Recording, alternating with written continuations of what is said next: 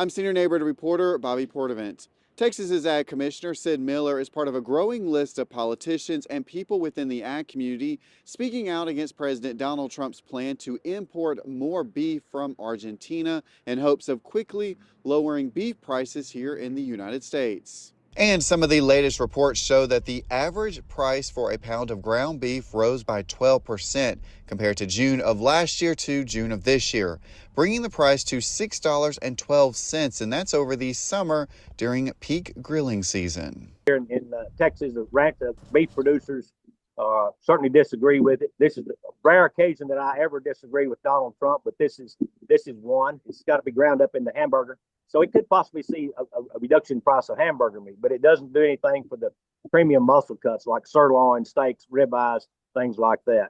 Miller tells me that this just adds to our ag trade deficit, which he says now sits at $50 billion. And while President Donald Trump and U.S. Secretary of Agriculture Brooke Rollins announced a long-term domestic plan to increase cattle production, a shorter solution is to increase beef imports, which includes from Argentina. Now, Miller even sent over some solutions to the Trump administration.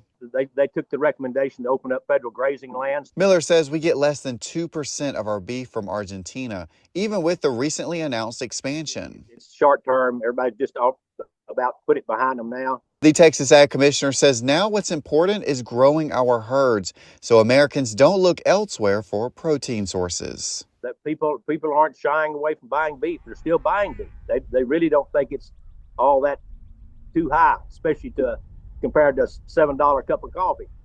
So beef's still a bargain. And we'll continue to update you once we learn more about that plan from Secretary Rollins and President Trump. Reporting here in Waco, I'm senior neighborhood reporter Bobby Portavant.